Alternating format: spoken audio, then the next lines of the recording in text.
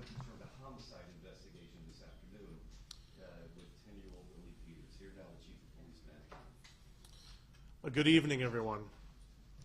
I am Chief Matt Kelm with the Chippewa Falls Police Department, and I'm providing an update on the homicide investigation.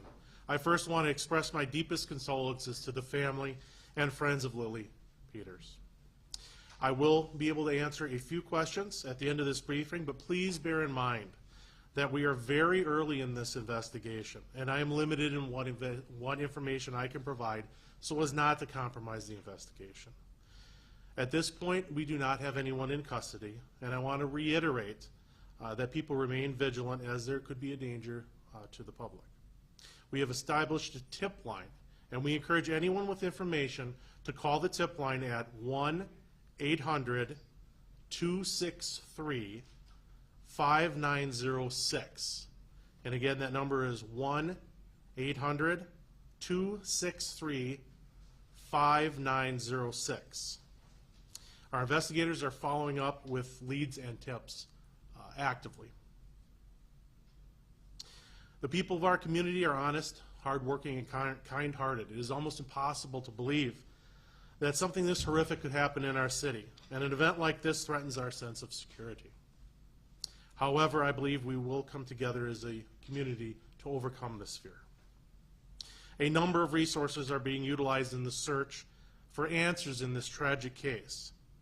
We currently have representatives from the Wisconsin Department of Criminal Investigations, the Wisconsin State Crime Lab, as well as many local law enforcement agencies assisting in this investigation who are working tirelessly to uncover the truth. We also have victim advocates who are working with the family. I would ask in closing that if anyone has any information about this case, that they please reach out to that tip line. And again, that's at 1-800-263-5906. There's a few questions. I will try to answer some of them. Chief Kelm, Courtney Godfrey with Fox 9. You said you want people to remain vigilant. The school district even came out and said, parents, if you can, pick up your kids, don't let them walk or bike. It sounds to me like you think this person could still be around, that people may be in danger. Can you just expand on that?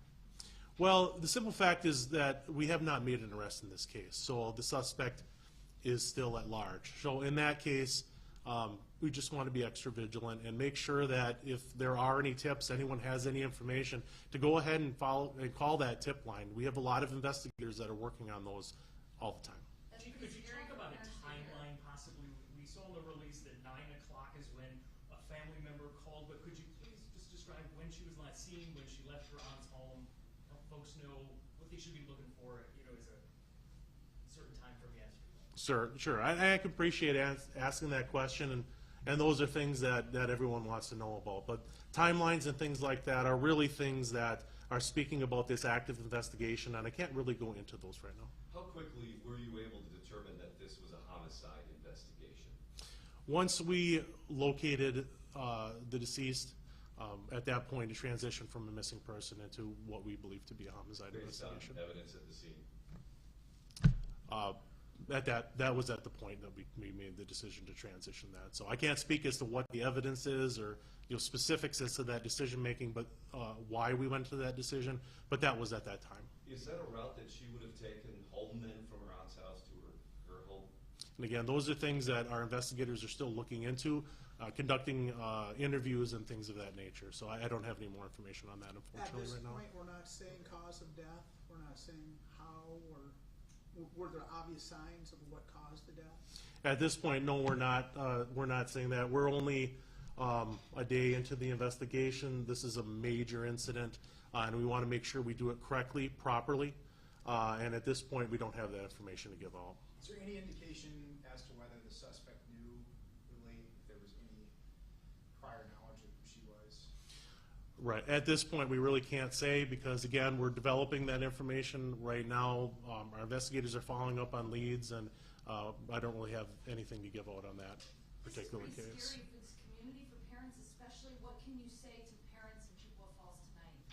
What I would say to parents in Chippewa Falls is that Chippewa Falls is a safe community. This is a very rare occurrence, However, we have to be cognizant to the fact that it will require some additional vigilance here today.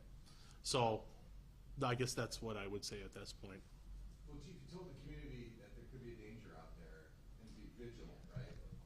What do they need to be vigilant for? What should they be looking for? What are the things that should concern them right now? That's a good question. Anything that's suspicious. Things that are suspicious, based on some of the information maybe we've already given out, if they think something might be relevant to this case, they should really call that tip number.